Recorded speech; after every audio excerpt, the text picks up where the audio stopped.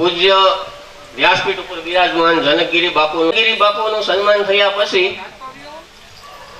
વિશ્વ હિન્દુ પરિષદના જે ટીમ આવેલી છે, મહેશભાઈ જળુ, દિલીપસિંહ પરમાર, રશ્મિન દાદા ત્રિવેદી, બાલાભાઈ ટાક, બિપિનભાઈ ઉનાગર, નિલેશ બાપુ, કરણભાઈ વાજા, આ તમામ ટીમ હાર્દિક બાપુનું સન્માન કરશે.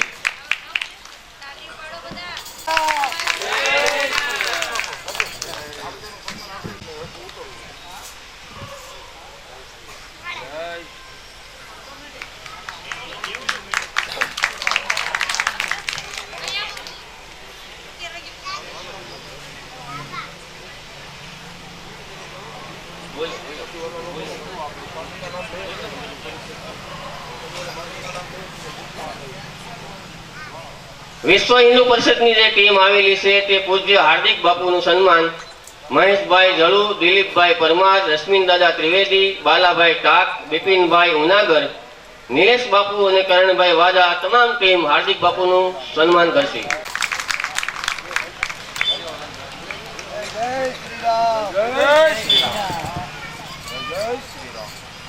તાયાબેન ગેડિયા, રશ્મિનબેન પરમાર, રમીલાબેન પટોળિયા, જયશ્રીબેન ચાવલિયા તથા નિકુબેન પંડ્યા આવી અને હેતલબેન અને મીના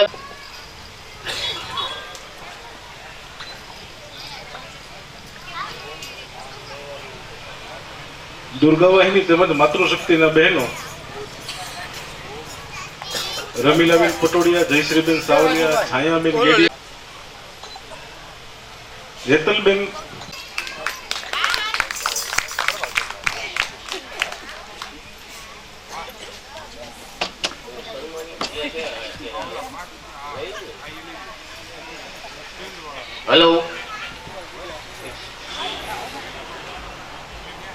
હલો આજે આ અમુક જે દાનની સરવાણી આવેલી છે, જે કથાના સહયજમાન થયા છે તેમનું ત્રિવેદી, 5100 હર્ષદભાઈ વેકરિયા, 5100 રાધેશ્યામ ટ્રેડિંગ લાલભાઈ, 5100 વિશાલભાઈ ધડુક અને 5100 દિલીપભાઈ ભાલાળા. પૂજ્ય બાપુ રશ્મિન દાદા ત્રિવેદીનું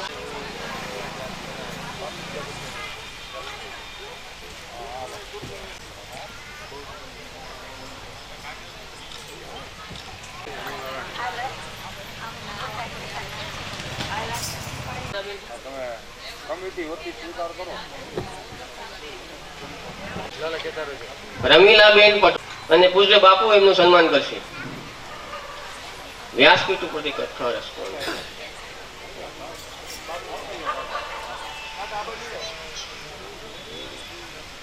વ્યાસપીઠ પરથી કથા રસપાન કરાવી રહેલા જનકગીરી બાપુનું દિવ્ય ભાસ્કરના પત્રકાર જે આપણે આગળ ઉપસ્થિત છે અમિતગીરી ગૌસ્વામી, તે તેમને ચાલ ઉડાડીને તો આવી જાઓ શ્રી અમિતસિંહ, તો આવી જાઓ અમિતગીરી બાપુ ગૌસ્વામી.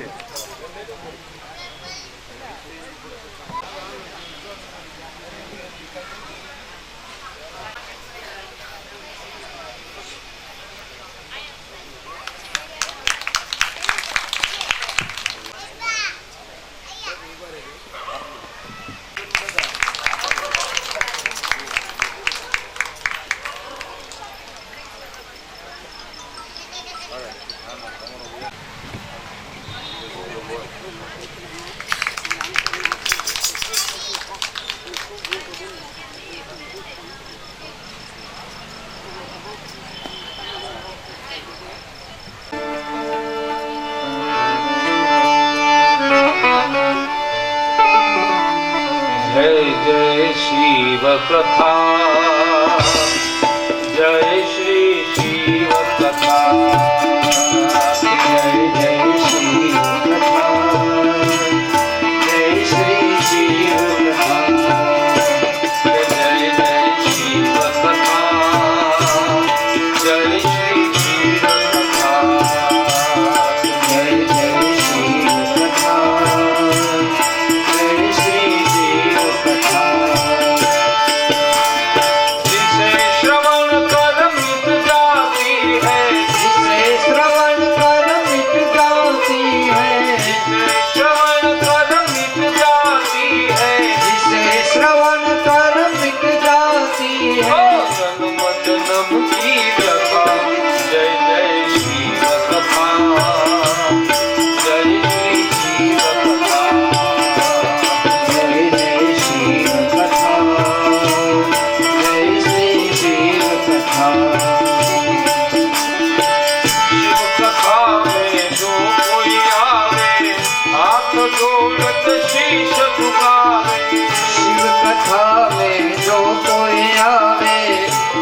जोड़ के शीश झुकावे। शिव कथा में जो कोई आवे हाथ जोड़ के शीश झुकावे। शिव कथा में जो कोई आवे हाथ जोड़ के शीश झुकावे। तेरा दुख सब भागेगा भाई, तेरा दुख सब भागेगा भाई, तेरा दुख सब भागेगा भाई। तेरा दुख सब भागेगा भाई। शिव नाम है जहाँ जय जय शिव कथा, जय श्री शिव कथा, जय जय शिव कथा, जय श्री शिव कथा। वाकंबर का जामा पहना, गंगा गहना सिर पर रहना।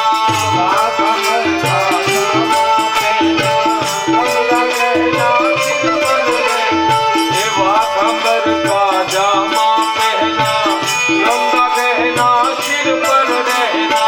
वाकंबर का जामा पहना, गंगा गहना सिर पर रहना। दशनामी तेरे चरणों में आया, दशनामी तेरे शरण में आया, दशनामी तेरे चरण में आया। दशनामी तेरे शरण में आया। शिव कथा है जहाँ जय जय शिव कथा। जय जय शिव कथा, जय जय शिव कथा।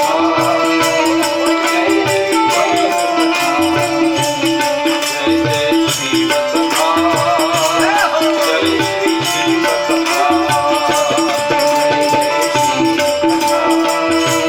जय श्री शिव कथा। अर्ज से श्रवण कर मिट जाती है, श्रवण कर मिट जाती है। जन्म जन्म की व्यथा। जय जय शिव कथा, जय श्री शिव कथा, जय जय शिव कथा, जय श्री शिव कथा। जय जय शिव कथा, जय श्री शिव कथा। जय श्री शिव कथा। તો ધર્મના ચાર પાયા છે, એમાંના સત્ય, તપ, અહિંસા અને દાન. હવે ધર્મની વ્યાખ્યાઓ આપણા શાસ્ત્રમાં જુદી જુદી આપી છે. કોઈ એમ કહે અહિંસા પરમો ધર્મ, કોઈ વળી એમ કહે કે ધર્મ ને દૂસર સત્ય સમાના, સત્યથી સમાન બીજો કોઈ ધર્મ નથી.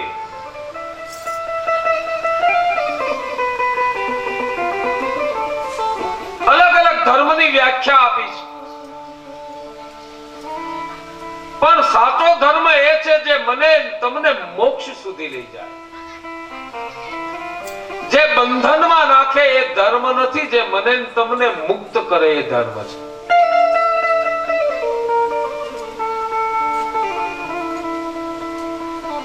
એટલા માટે આવ્યું છે કે ધર્મ તે બીરતી, ધર્મ એ છે જે મારા ને તમારામાં બીરતી એટલે વૈરાગ્ય ઉત્પન્ન કરે. ધીમે ધીમે ધીમે જે માણસ ધર્મમાં પ્રવૃત્ત થશે એને સંસારિક ભોગમાંથી ધીમે ધીમે વૈરાગ આવશે. નાની નાની વસ્તુ છૂટી જશે. આમાં જેટલા વડીલો બેઠા છે એ કોઈ મને એવી તારીખ બતાવી દેશે કે એટલી તારીખે મેં ગીલી દંડે રમવાનું છોડી દીધું, એટલી તારીખે મેં ક્રિકેટ રમવાનું છોડી દીધું, એટલી તારીખે મેં આ પેલી લખોટી રમવાનું છોડી દીધું? નહીં કોઈ તારીખ બતાવે. ઈ જેમ જેમ મોટા થાય એની મેળાએ છૂટી જાય. 8 વર્ષનો બાબો કઈ બજાર વચાળે લખોટીએ રમતો ન હોય. અને કોઈ માતાઓ બહેનો બતાવી દે કે મેં એટલા વર્ષની ઉંમર મારી થઈ ત્યારે ઢીંગલે પોતીએ રમતા હતા, મેં એ બધું છોડી દીધું.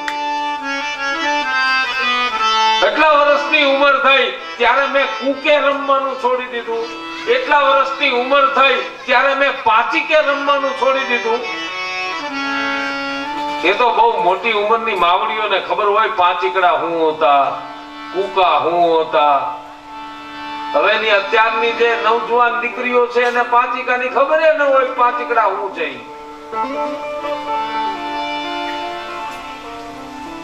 પાંચીકા એટલે પથ્થરના પાંચ લેવાના નાના નાના, અને પછી એને નીચે મૂક્યા હોય. એક આમ ઉપર કરી નીચેથી એક લઈ લેવાનો, વળી પાછા બે ને ઉપર કરવાના, નીચેથી એક લઈ લેવાનો, ચાર ને ઉપર કરવાના, એને હથેળીમાં ઝીલી લેવાના, પાંચે પાંચ લઈ અને પછી જે જીતી જાય એ આમ હાથમાં લઈને આમ નીચે જમીન ઉપર આમ મારે ને પછી કે ડબો ડાસ.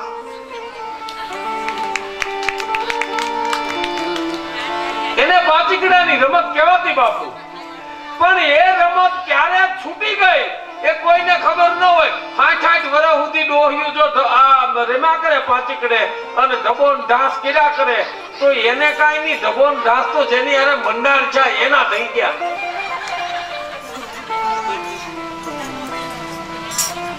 એ અમુક ઉંમર જાય એટલે અમુક રમત એની મેળાએ છૂટી જાય. એમ જ્યારે મારી તમારી પ્રવૃત્તિ ધર્મમાં જતી રહે, મારા તમારા હૃદયમાં ધર્મ ઉતરવા માંડે એટલે અમુક પ્રકારનો વૈરાગ એની મેળાએ પ્રગટ થાય અને બીજું બધું એની મેળાએ છૂટવા માંડે. 65 વર્ષના બાબાને ટી-શર્ટ ન ગમે, હવે એને હવે જીન્સ પહેરવું ન ગમે. ઈ પહેરી લેતા હોય વાત જુદી છે, પણ એમ કે નહીં મારે હવે તો લેવિનનું જ લેવું છે, મારે આ કંપનીનું જ લેવું છે એવું ન કરે. હવે સામાન્ય જે હોય એ લઈ લે. માતાઓ બહેનોમાં પણ એવું હોય કે મોંઘી મોંઘી સાડીઓ નવજવાન દીકરીઓ પહેરે, એ શોખ કરે તો સારું હોય. 8 વર્ષની ડોહીમાં એમ કે નહીં વગાડ જાય, ઈ એના ધણીને એમ કે નહીં છેલાજી રે મારી હાથ પાટણથી પટોળા મોઢાલા.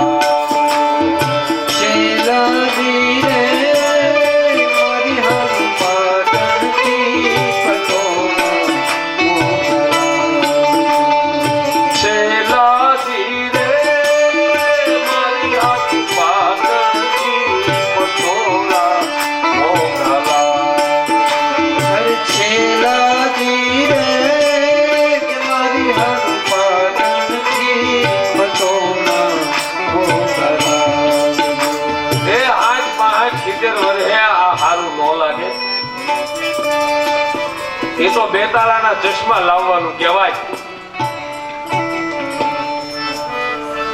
એટલે અમુક જયારે ધર્મ મારા તમારા હૃદયમાં પ્રવૃત્તિ જાય ત્યારે એની મેળાએ વૈરાગ આવે.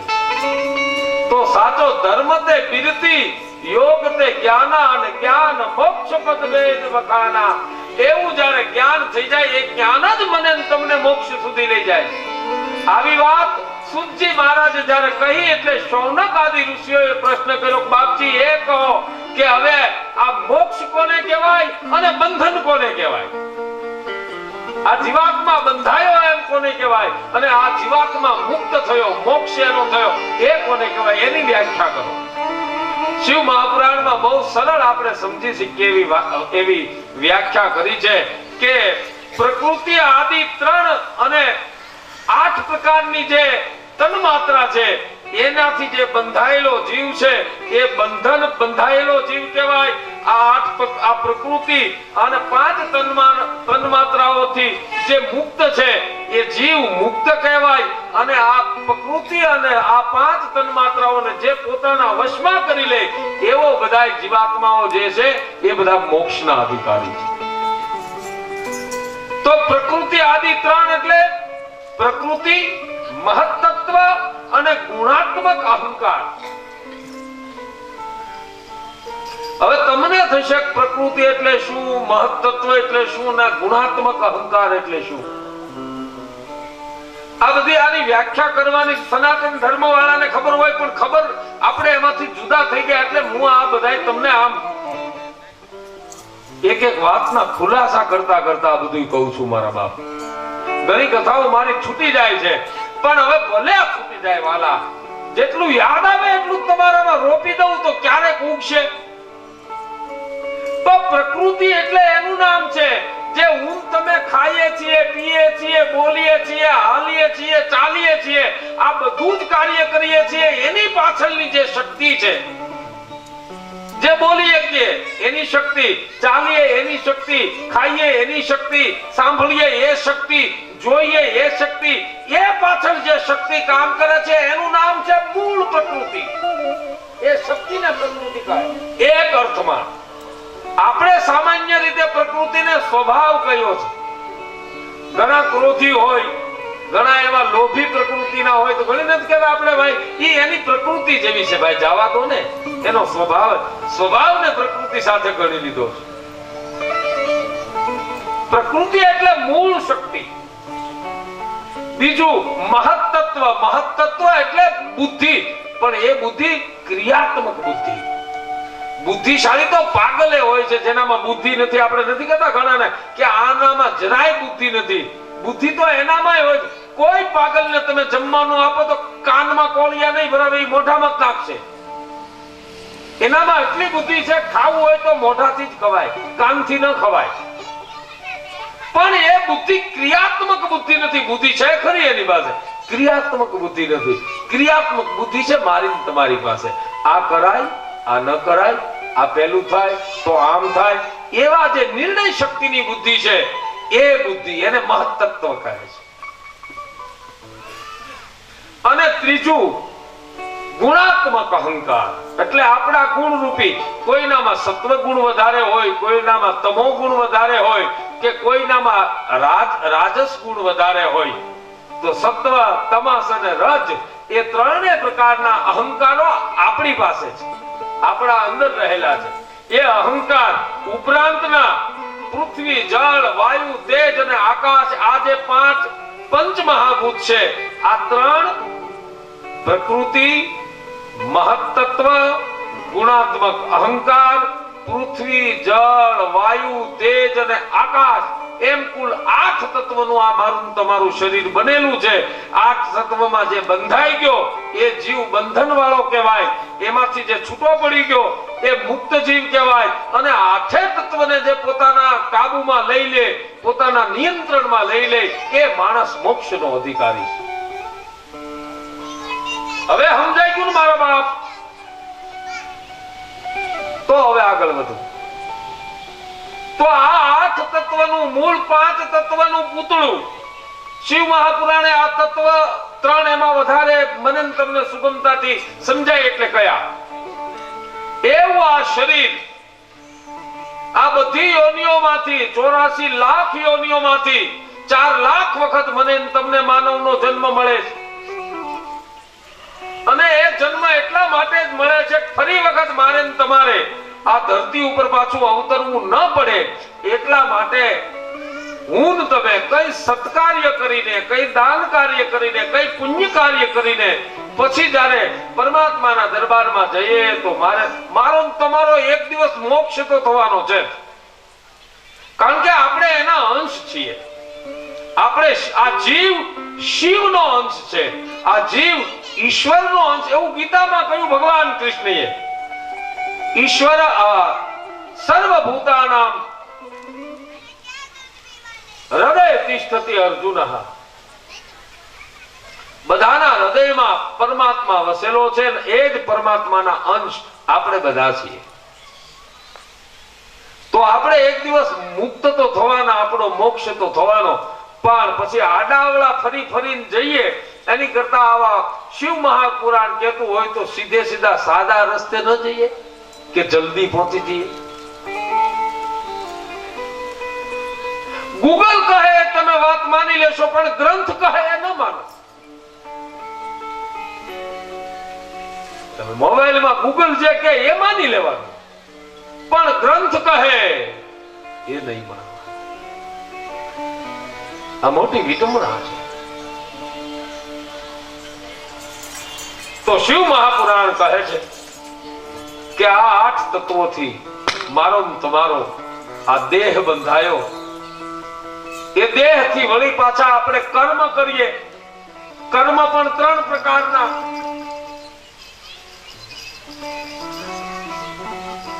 જે ગીતામાં કહ્યા, જે આપણે જોયા. એક આપણું સંચિત કર્મ, ગત જન્મમાં આપણે કઈ કર્મ કર્યું હોય જે બાકી રહી ગયું હોય એ આપણું સંચિત કર્મ, અને એ આપણે ભોગવીએ. અત્યારે જે ભોગવી રહ્યા છીએ તે એ સંચિત કર્મને આધારે મને તમને જન્મ મળ્યો હોય. અને પછી ત્રીજું એ આપણું આ ક્રિયમાણ કર્મ, એટલે કે અત્યારે જે આપણે કર્મ કરી રહ્યા એ.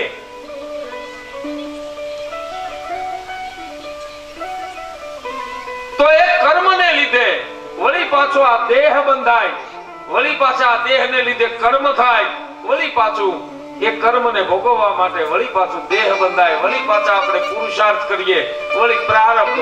એમ આ ચક્ર ચાલ્યા જ કરે. એટલે માટે આપણે સંસારને ચક્ર કહ્યો છે. શિવ મહાપુરાણમાં કહે છે કે આ દેહ જ્યારે ગુજરી જાય છે, મરી જાય છે, આ કર્મના જાળમાં ફરી ફરી અને આ દેહ જ્યારે પડી જાય છે, પછી શરીર તત્વને 3 પ્રકારનું બતાવ્યું શિવ મહાપુરાણમાં. એક સ્થૂળ શરીર જે મારું તમારું આ વ્યવહાર કરે છે, એ હલન ચલન કરે છે, બોલે છે, સાંભળે છે, આ સ્થૂળ શરીર. અને એક સૂક્ષ્મ શરીર જેનો રસ લઈએ છીએ આપણે. જમીએ છીએ તો રસોઈ સ્વાદિષ્ટ લાગે છે, એનો રસ લઈએ. આંખોથી કાંઈ સારું દ્રશ્ય જોઈએ, એનો આનંદ. આ નાક દ્વારા સુગંધ લઈએ, કાન દ્વારા સારું સાંભળીએ. તો એ ઇન્દ્રિયો જે રસ લે છે એનો ભોગ ભોગવનારું જે શરીર છે એને સૂક્ષ્મ શરીર કહે. અને એક આ જીવ કર્મને અનુસરીને આત્માના ભોગ માટેનું એક શરીર છે, એને કારણ શરીર કહે છે. આ કારણ શરીર સુધી તો કોક મહાત્માઓ જ પહોંચ્યા. એક જણો ગુરુ ગોરખનાથ પાસે ગયો અને કહ્યું છે કે મારે મરી જવું છે, આત્મહત્યા કરી લેવી. તો ગોરખનાથ કહે બહુ સારું, જા કરી લે. એટલે પેલો માણસ કહે તમે તો કેવા ગુરુ છો, હું તો જે સંતો પાસે ગયો એને મને ના પાડી. ભલા માણા આત્મહત્યા કરાય કાંઈ એમને મરી જવાય, આવો રૂડો દેહ મળ્યો છે અને તમે એમ કહો છો જા કરી લે. તો કે આ જગતમાં કોઈ મરી શકતું નથી. આ જગતમાં મરે છે શરીર, આત્મા તો અજર અમર છે. આની જે ખબર પડી જાય કે આત્મા અજર અમર છે, ત્યાં સુધી જે પહોંચી જાય એનું નામ છે, આ સમજણ જેનામાં આવી જાય એનું નામ છે કારણ શરીર. પણ એ તો કોઈ ગોરખ જેવા જાગૃત મહાપુરુષ એ કોક જ પહોંચી શકે. તો એવું આ શરીર અદ્ભુત સાધન છે ધર્મનું. મારે તમારે ધર્મ કરવો હોય તો કાગડા કૂતરાના શરીરમાં નહીં કરી શકે, ગાય ભેંસના શરીરમાં નહીં કરી શકીએ. ગાયમાં 33 કોટી દેવતા વિરાજિત છે, પણ આપણા શાસ્ત્રોએ ગાયના શરીરને ઉત્તમ નથી કહ્યું. આપણા શાસ્ત્રોએ ઉત્તમ કહ્યું છે આ મનુષ્યના શરીરને. નકર મનુષ્યનું શરીર એક પણ કામમાં નથી આવતું સાહેબ. માલ ઢોરના શરીર મરી જાય તો આપણા ચંપલ બને એના ચામડામાંથી, અને માણસનું શરીર ક્યાંય કામમાં નથી આવતું. આપણે સળગાવી દઈએ અથવા તો એની સમાધિ આપી દઈએ, દાટી દઈએ, પણ છતાંય આ એક જ શરીર એવું છે જે થકી આ આત્મા પરમાત્મા સુધી જઈ શકે છે. કબીર સાહેબ એની છેલ્લી અવસ્થામાં સુતા અને એમાં એનો દીકરો કમાલ એ કબીર સાહેબના પગ દબાવે છે, અને દીકરી કમાલી એ કબીર સાહેબનું માથું દબાવે છે. છેલ્લી અવસ્થા છે, 126 વર્ષની ઉંમર છે, અને જીવ અને જમને બેયને વાદ હાલે છે. હમણાં જીવ જાશે રોકાશે, જાશે રોકાશે, આમ ઘડિયું ગણાય છે કબીર સાહેબની. અને એ સમયનું ટાણું એની દીકરીને જ્યારે ખ્યાલ આવ્યો એટલે એની દીકરીને આંખોમાંથી અશ્રુઓની ધારા થઈ અને એની દીકરી રડવા માંડી. એ રડતી રડતી એના આહુડા કબીર સાહેબના કપાળમાં લલાટમાં પડ્યા. કબીર સાહેબે બધી શક્તિઓ ભેગી કરીને આંખ ઊંચી કરીને કમાલીને કહ્યું, બેટા કેમ રડે છો? ત્યારે કબીર સાહેબ ને એની દીકરી કમાલી કહે છે કે અત્યાર સુધી પિતાજી કઈ અમારા જીવનમાં કોઈ પ્રશ્નો આવતા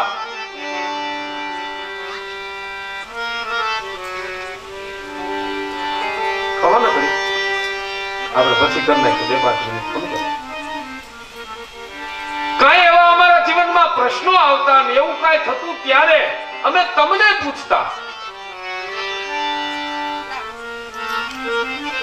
પણ હવે તમે જ્યારે જતા રહેશો ત્યારે પછી કોને પૂછવું?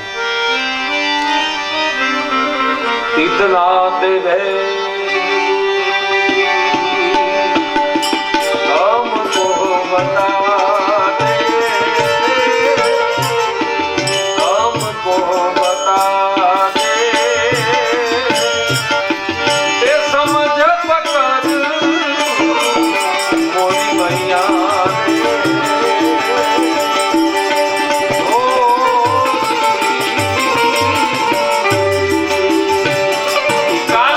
ભજનનો પ્રોગ્રામ પણ બહુ સરસ મજાનો રહ્યો. એમાં કબીર સાહેબ ને જયદેવભાઈ ગોસાઈએ યાદ કર્યા હતા. બહુ સરસ અદભુત ભજનનો પ્રોગ્રામ રહ્યો. નાદિર સાહેબ ને પણ એમણે યાદ કર્યા.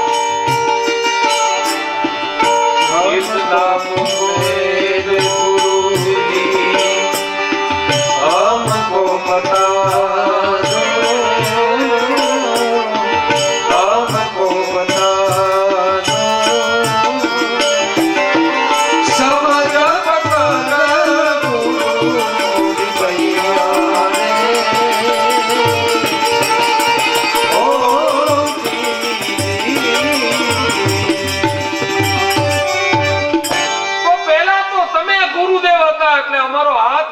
અમને જે પ્રશ્નો મનમાં ઉઠતા એ કહી દેતા. કબીર સાહેબ ને એની દીકરી રડતા રડતા કમાલી કહે કે તમે અહીંથી જતા રહેશો પછી અમારું શું? અને એની દીકરીને સમજાવતા મોટા ભાગના તમે બધા ભજનો